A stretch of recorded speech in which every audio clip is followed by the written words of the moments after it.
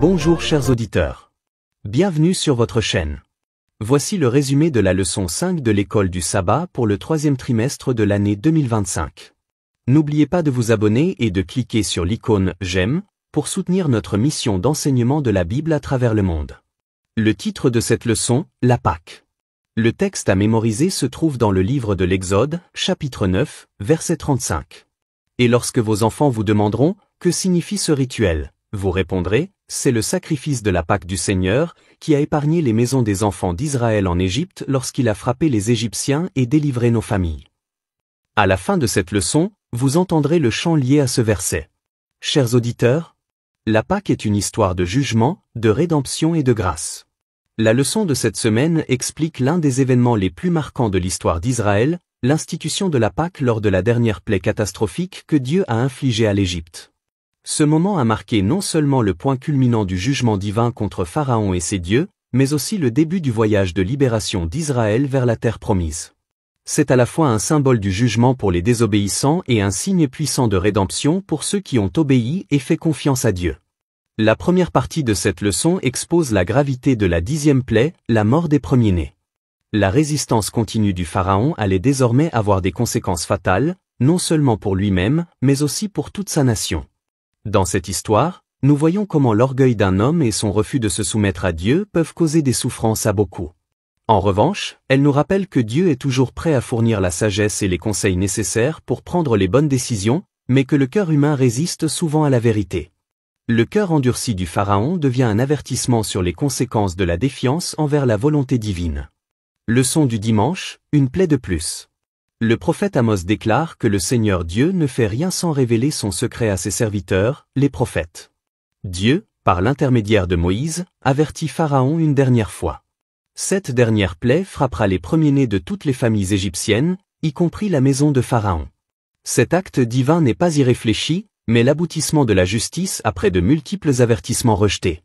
Moïse quitte la présence de Pharaon avec une grande colère, prévoyant peut-être les immenses souffrances que causera l'entêtement de Pharaon.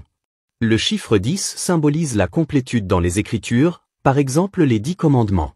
Les 10 plaies représentent le jugement complet et définitif de Dieu contre l'injustice, l'oppression et l'idolâtrie de l'Égypte. Dieu, le juge juste, n'est jamais indifférent à la cruauté et à l'exploitation. La justice de Dieu est toujours équilibrée par la miséricorde, et les humains doivent s'efforcer de refléter cet équilibre en privilégiant la compassion plutôt que l'application rigide des lois. Leçon du lundi, instructions pour la Pâque. Au lieu d'organiser une fuite logistique, les instructions de Dieu à Moïse et Aaron se concentrent sur le culte, en particulier sur la manière de célébrer la Pâque. Chaque famille doit préparer un agneau parfait, le partager avec la communauté si nécessaire, et le manger avec du pain sans levain et des herbes amères. Le sang de l'agneau devait être répandu sur les montants des portes, signe visible de foi et d'obéissance. Ces maisons seraient épargnées. Cet acte est devenu le symbole central de la grâce salvatrice de Dieu, et le terme Pâque ou pesach signifie littéralement « passer au-dessus », signifiant protection et délivrance. La Pâque devait être un rappel annuel de la délivrance de Dieu et une expérience vivante pour chaque génération. C'était plus qu'une tradition, c'était un mémorial actif du salut, réaffirmant leur identité et leur relation avec Dieu. La célébration de la Pâque devait rappeler à chaque Israélite les actes puissants et miséricordieux de Dieu en faveur de son peuple. Cette célébration contribuait à affermir leur identité nationale et à sceller leurs convictions religieuses. Il est important de se souvenir du bien que Dieu vous a fait dans le passé et d'avoir confiance qu'il vous fera du bien à l'avenir également. Mardi, Pessa, le rôle du sang et des pains sans levain. Le sang de l'agneau joue un rôle essentiel dans la Pâque, préfigurant Jésus-Christ, l'agneau de Dieu ultime qui enlève le péché du monde, Jean chapitre 1 verset 29. Le fait de mettre du sang sur les montants des portes est une profonde déclaration de foi dans le salut divin. Ce n'est pas seulement symbolique, cela représente la vie au milieu du jugement, la substitution de la mort à la vie par un agneau. Paul fait référence à Jésus comme étant notre Pâque, reliant directement cet ancien rituel à l'Évangile. Tout comme les Israélites ont été sauvés par le sang d'un agneau, les croyants sont sauvés par le sang du Christ. En préparation de la Pâque, toute levure ou tout levain devait être éliminé. La levure symbolisait le péché, et le pain sans levain signifiait la pureté. La fête mettait l'accent sur la sainteté, l'obéissance et la volonté de se détourner du péché et de l'esclavage. L'utilisation de l'hysope, une plante utilisée pour appliquer le sang, symbolisait également la purification, établissant à nouveau un lien avec l'œuvre de purification du Christ dans la vie du croyant. Mercredi, transmettre le flambeau. L'une des leçons les plus importantes de la Pâque est l'importance de transmettre la foi aux générations futures. Les parents devaient expliquer la signification des rituels à leurs enfants.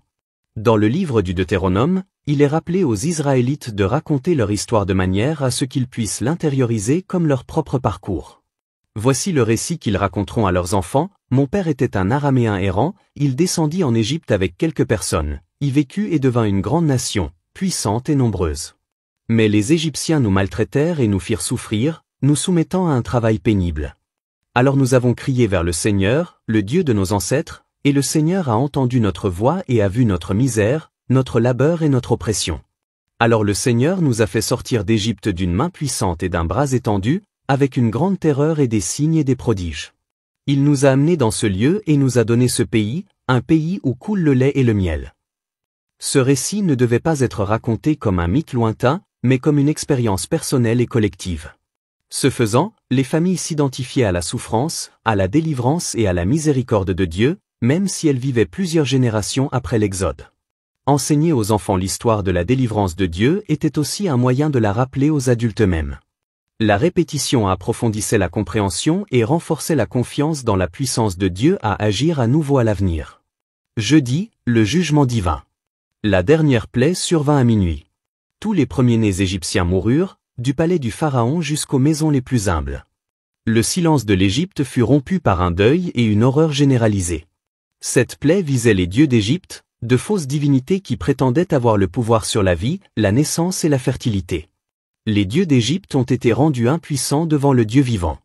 Le Pharaon lui-même, vénéré comme un dieu, a été dépouillé de son orgueil et de sa protection. La punition était à la mesure du crime.